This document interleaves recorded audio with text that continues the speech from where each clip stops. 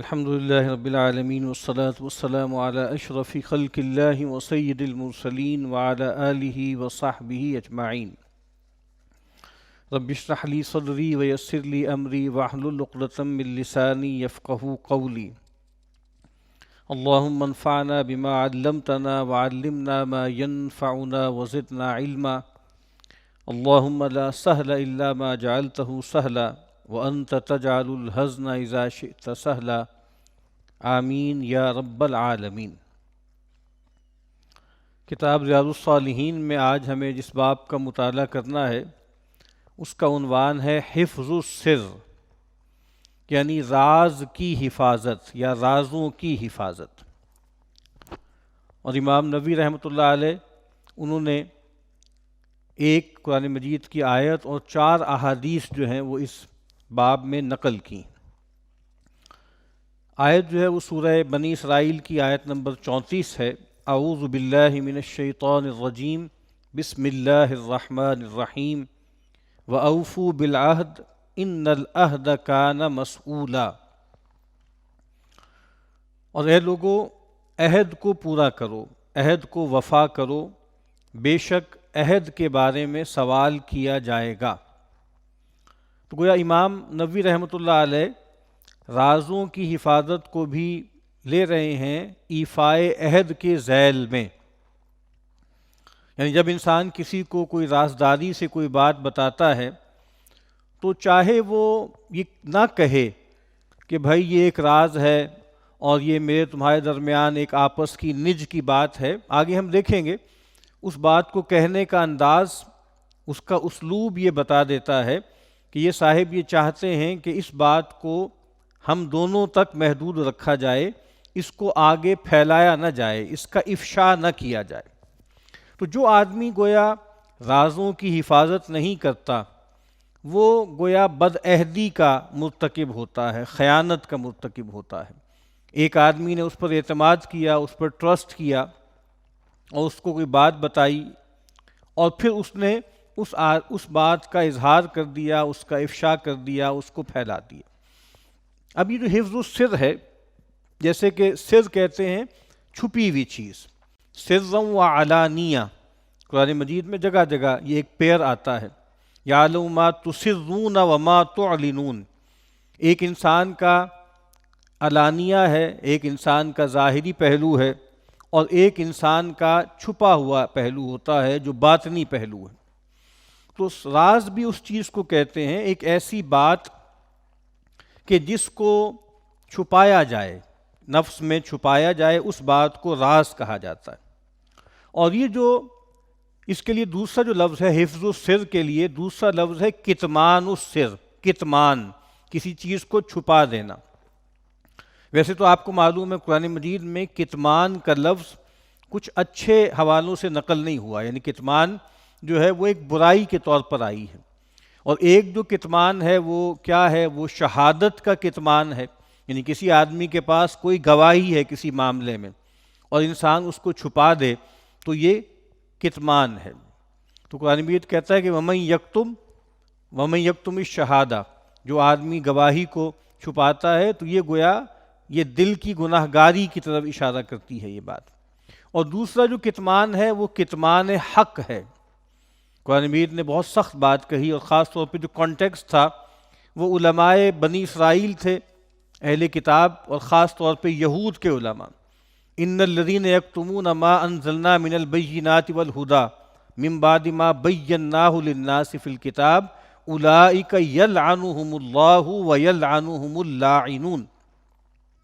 وہ لوگ کہ جو چھپاتے ہیں اس کو جو اللہ تعالیٰ نے کتاب میں نازل کیا اور جو اللہ نے جس کو واضح کیا ہے، جس کے بارے میں اللہ نے کہا ہے کہ اس کو ظاہر کیا جائے، اس کو چھپاتے ہیں، ایسے لوگوں پر اللہ کی بھی لعنت ہے اور فرشتوں کی بھی لعنت ہے اور تمام انسانوں کی لعنت ہے. لیکن جہاں جو کتمان ہے، کتمان سر، یہ مثبت معنوں میں ہے، یہ مثبت بات ہے. اور کتمان سر جو ہے یہ وقار کی علامت ہے، یہ انسان کی شخصیت کی مضبوطی، گہرائی اور پختگی کی علامت ہے. اور یہ بات کہ انسان، ہمارے یہاں ایک محاورہ بولا جاتا ہے پیٹ کا ہلکا ہونا، یعنی کوئی آدمی ہے جس کے پیٹ میں کوئی بات ٹکتی ہی نہیں ہے، یعنی جس کے سینے میں کوئی بات نہیں ٹکتی، اور اگر کوئی آدمی اس کو کوئی بات بتا دے، رازدار بنا دے، تو اس کو اس وقت تک چین نہیں پڑتا جب تک کہ وہ اس کو ظاہر نہ کر دے، اس کا افشا نہ کر دے۔ اور علماء نے لکھا ہے کہ یہ ایسے ہی ہے جیسے جس کو ودیعہ کہتے ہیں، ودیعہ کہتے ہیں کسی کے پاس کوئی امانت رکھوا دینا۔ تو جس طریقے سے انسان کسی کے پاس کوئی فزیکل چیز رکھواتا ہے، کوئی مال ہے، کوئی روپیہ پیسہ ہے، کوئی اناج ہے، کوئی زیور ہے، اور اس بات کا یعنی یقیناً اس سے توقع رکھتا ہے کہ میرا یہ جو مال میں امانت کے طور پر اس کو دے رہا ہوں، یہ کسی اور کو نہیں دے گا، یعنی گویا اگر وہ والا مال یا وہ چیز ان کیش ہو یا ان کائنڈ ہو، اگر کسی کو دے دے تو اس کا مطلب یہ ہے کہ اس نے خیانت کی ہے۔ اسی طریقے سے انسان جب کسی کو کوئی بات اخفاء کے ساتھ بتاتا ہے، چھپا کر بتاتا ہے، تو یہ بھی ایک امانت ہے۔ اسی لیے کہا جاتا ہے کہ المجالس بالامانہ، جو مجلسیں ہوتی ہیں یہ بھی امانت ہوتی ہیں، یعنی خاص طور پہ وہ مجلسیں کہ جو بند کمروں میں ہوتی ہیں۔ ہمارے ہاں ایک اصطلاح استعمال ہوتی ہے ان کیمرہ بریفنگ۔ اچھا، عام طور پہ تو خیر ان کیمرہ سے ہمارے یہاں تو تصور ہوتا ہے کہ بھئی کیمرہ لگا ہوا ہے اور وہ چیز گویا ریکارڈ ہو رہی ہے اور پھر وہ ٹیلی کاسٹ ہو رہی ہے۔ ان کیمرہ کا مطلب دوسرا ہوتا ہے کہ بھئی یہاں پر جو بات بھی کی جائے گی وہ بات باہر نہیں جائے گی۔ اسی طریقے سے صحافت میں ایک عام سی اصطلاح ہے کہ جب کوئی صحافی کسی جو ہے جرنیل کے پاس جائے، کسی جج کے پاس جائے، کسی سیاستدان کے پاس جائے، کسی بھی پبلک فگر کے پاس جائے اور وہ اس سے انٹرویو لے رہا ہو، تو وہ کہہ دیتے ہیں بہت سے لوگ کہ بھئی یہ بات آف دا ریکارڈ ہے۔ تو اب گویا آف دا ریکارڈ جب کہہ دیا تو اب گویا بتا رہے ہیں کہ یہ راز ہے۔ اور اگر کوئی صحافی اگر وہ بات جس کے بارے میں اس نے کہا تھا کہ یہ آف دا ریکارڈ ہے، اگر وہ جا کے اپنے کالم میں لکھ دیتا ہے یا اپنے جو بھی اس کا ٹی وی پروگرام ہے یا وی لاگ میں اس کو بیان کر دیتا ہے، تو وہ گناہ کا مرتکب ہے، اور اس نے وہی کام کیا ہے جس سے یہاں منع کیا گیا، یعنی اس نے افشا کر دیا سر کا جبکہ اس کو چھپانا تھا۔ اب اس میں دو طرح سے امام راغب اصفہانی رحمۃ اللہ علیہ فرماتے ہیں کہ یہ دو طرح کی ہوتی ہیں۔ ایک تو یہ ہے کہ انسان کسی کو کوئی بات کہے اور وہ یہ چاہے کہ اس کو چھپایا جائے، اور یہ جو چھپایا جانا ہے یا تو وہ ایکسپلیسٹلی بتا دے کہ بھئی میں تمہیں یہ بات بتا رہا ہوں، اس کا ذکر کسی اور سے نہ کرنا، یا پھر کانٹیکسٹ یہ بتاتا ہے کہ یہ بات خفیہ ہے۔ وہ کانٹیکسٹ کیا ہے کہ انسان جو ہے وہ تنہائی میں لے جا کر کسی سے کوئی بات کرے، یا یہ چاہے کہ بھئی یہ لوگ نہ سنیں، یا کسی کو کوئی بات بتاتے وقت ادھر ادھر دیکھے، یعنی ایسے ایسے دیکھ رہا ہے، اس کا مطلب ہے کہ وہ یہ چاہ رہا ہے کہ کوئی اور نہ سنے۔ اسی لیے حدیث میں آتا ہے کہ اذا حدثک الانسان بحدیث فالتفت فہو امانہ، اگر تم سے کوئی آدمی کوئی بات کرے اور بات کرنے سے پہلے ادھر ادھر جھانکے، تو اس میں گویا ایک استعارہ ہے اس بات کا، یہ نشانی ہے اس بات کی، علامت ہے اس بات کی کہ یہ بات وہ تمہیں خفیہ طور پر بتا رہے ہیں۔ تو وہ پہلی بات کیا ہے، راز کی ایک نوعیت یہ ہوتی ہے کہ کوئی ایسی بات جو انسان چاہے کہ اس کو چھپایا جائے، یا واضح طور پر لفظوں میں کہہ دیا جائے، منع کر دیا جائے، یا امپلیسٹ ہو، بات کہنے کا انداز ایسا ہو، گفتگو کا انداز ایسے ہو جس سے یہ بات امپلائیڈ ہو کہ یہ جو بات کہی جا رہی ہے یہ راز ہے اور یہ راز رہنی چاہیے۔ اور دوسری اس کی شکل کیا ہے کہ انسان جو ہے وہ کوئی ایسی بات تو نہیں ہے کہ جس کے بارے میں کسی نے منع کیا ہے، لیکن وہ بات کبھی ہے، بری بات ہے، یعنی انسان بغیر ٹوہ لگائے، بغیر تجسس کیے کسی آدمی کی کوئی پرائیویٹ زندگی سے متعلق کوئی چیز آپ کے علم میں آ گئی، آپ نے سن لی یا آپ نے دیکھ لی، تو اب اس کو پھیلانا ہے، اور خاص طور پہ ایسی چیزیں کہ جس کا پھیلانا پسندیدہ نہیں ہے، تو یہ بھی ایک راز ہے۔ قرآن مجید کہتا ہے کہ ان الذین یحبون ان تشیع الفاحشۃ فی الذین آمنوا لہم عذاب علیم، وہ لوگ کہ جو چاہتے ہیں کہ اہل ایمان میں فحش چیزیں پھیلیں، ولگر چیزیں ان کا رواج ہو، ان کے لیے دردناک عذاب ہے۔ تو اب چاہے کسی نے آپ کو منع نہیں کیا، لیکن وہ بات ایسی ہے کہ جس کا ظاہر ہونا اچھا نہیں ہے، اور جس کا ظاہر ہونا اس آدمی کے لیے گویا کردار کشی کا باعث بنے گا، اور وہ چیز کوئی ایسی چیز نہیں ہے کہ جس کا تعلق جو ہے وہ کوئی پبلک معاملات سے ہو، کسی پر ظلم زیادتی سے ہو۔ اگر وہ ہے تو پھر تو اس میں ایک حدیث ہے کہ اللہ کے نبی صلی اللہ علیہ وسلم نے فرمایا کہ المجالس بالامانہ الا ثلاثہ، مجلسیں امانت ہوتی ہیں سوائے 3 طرح کی مجلسیں، مجالس صفق دم حرام او فرج حرام او اقتطاع مال بغیر حق۔ اگر کوئی مجلس ایسی ہے جس میں یہ 3 کام ہو رہے ہوں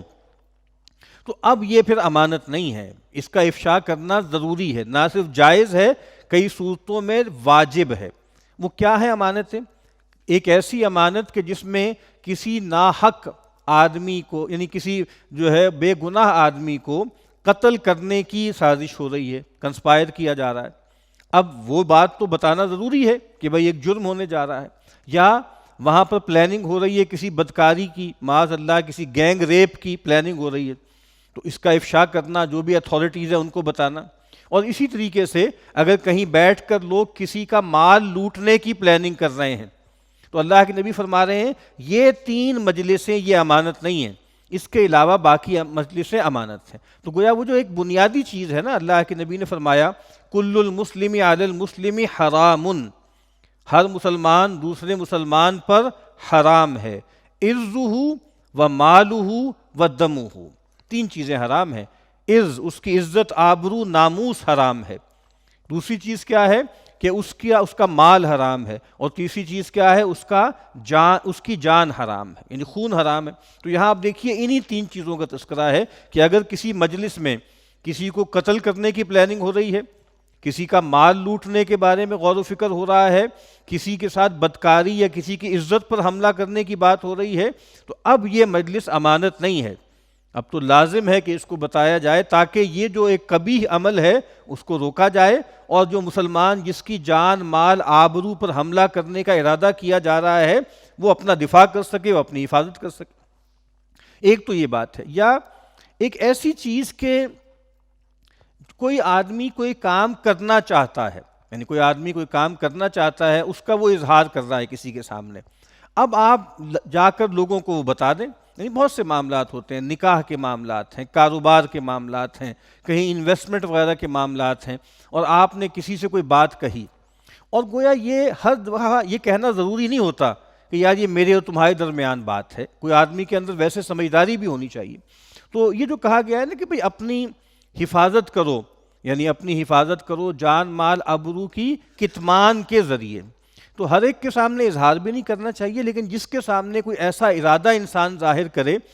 کہ جو اس نے مستقبل میں کرنا ہے، اور جس میں اگر کچھ اور لوگ بھی ساتھ شریک ہو جائیں گے تو اس کے لیے دقت ہو جائے گی یا مشکل ہو جائے گی، اب اس کا جا کے لوگوں کے سامنے چرچا کرنا، لوگوں کے سامنے اظہار کرنا یہ پسندیدہ نہیں ہے۔ عربی کا ایک محاورہ ہے کہ وہاں کہا گیا نا کہ جب کوئی آدمی من وہن الامر اعلانہ قبل احکامہ، کسی بھی معاملے کو کمزور کر دیتا ہے، ہلکا کر دیتا ہے، اس کا اعلان کر دینا اس سے پہلے کہ وہ معاملہ میچور ہو یا پختہ ہو۔ یعنی کوئی بھی معاملہ جب تک میچور نہیں ہوا، پختہ نہیں ہوا، اس سے پہلے ہی اس کا چرچا کر دیا جائے، اس کو پھیلا دیا جائے، تو اس سے وہ معاملہ بھربھرا ہو جاتا ہے، وہ معاملہ کمزور ہو جاتا ہے۔ تو یہ تمام چیزیں کیا ہیں؟ یہ تمام چیزیں جو ہیں وہ کتمان میں آتی ہیں اور حفظ السر میں آتی ہیں کہ ان چیزوں کو انسان چھپائے۔ لیکن انسان کا معاملہ بڑا عجیب ہے، بہت سے لوگ، عربی میں بھی محاورہ ہے، ہر زبان میں یہ محاورہ ہے کہ ایک جلتے ہوئے انگارے کو ہاتھ میں تھامے رکھنا آسان ہے، لیکن کسی بڑے راز کو اپنے سینے میں محفوظ رکھنا یہ مشکل۔ نبی اکرم صلی اللہ علیہ وسلم نے فرمایا، سیدنا معاذ بن جبل رضی اللہ تعالی عنہ راوی ہیں، استعینوا علی انجاح الحوائج بالکتمان، اپنی حاجتوں کے پورا کرنے میں یا پورا کرنے کے لیے کتمان سے مدد لو، کنسیل کرو، چھپاؤ، کیموفلاج کرو، یعنی اپنی حاجتوں کو پورا کرنے کے لیے ایک اسٹریٹجی اختیار کرو، اور وہ اسٹریٹجی کیا ہے کہ ان کو پہلے سے افشا نہ کرو، ظاہر نہ کرو۔ کیوں؟ فَإِنَّ كُلَّ ذِي نِعْمَةٍ مَحْسُودٌ، کہ ہر نعمت والے سے حسد کیا جاتا ہے۔ تو ابھی وہ نعمت آپ کو ملی بھی نہیں ہے، اور ابھی آپ اس کا چرچا کر دیں کہ میں یہ فلاں ڈیل کرنے لگا ہوں، میں فلاں انویسٹمنٹ کرنے لگا ہوں، فلاں جگہ رشتہ کرنے لگا ہوں، فلاں جگہ کوئی اور جو ہے وہ معاملہ کرنے لگا ہوں، کوئی ذمہ داری قبول کرنے لگا ہوں، تو ابھی چلیں جب آپ قبول کریں گے پھر تو آپ سے حسد کیا جائے گا، اور اس وقت آپ کر چکے ہوں گے، وہ چیز میچور ہو چکی ہوگی، اگر کوئی حاسد ہوگا بھی تو نقصان نہیں پہنچا سکتا۔ لیکن اگر آپ پری میچورلی اس کو افشا کر دیں گے، اظہار کر دیں گے، تو حاسدین کا عمل شروع ہو جائے گا۔ وَمِن شَرِّ حَاسِدٍ اِذَا حسد، ہم پناہ مانگتے ہیں ہر حاسد کے شر سے جب وہ حسد کرتا ہے۔ تو پہلے ہی سے آپ لوگوں کو جو ہیں وہ حاسد بنا دیں اور خود محسود بن جائیں، جبکہ ابھی آپ نے وہ نعمت پائی بھی نہیں ہے۔ تو یہ بہت اہم ہدایت ہے کہ اپنی حاجتوں کو پورا کرنے کے لیے کتمان سے کام لو، چھپانے سے کام لو، سر سے کام لو۔ اسی طرح نبی اکرم صلی اللہ علیہ وسلم نے فرمایا اذا حدث الرجل بالحدیث ثم التفت فہی امانہ، جب کوئی شخص کسی دوسرے آدمی سے کوئی بات کرے اور پھر ثم التفت، پھر ادھر ادھر جھانکے، یعنی ادھر دیکھے ادھر دیکھے، فہی امانہ، تو بس سمجھ لو کہ وہ بات پھر امانت ہے۔ وہی بات کہ کہنا ضروری نہیں ہے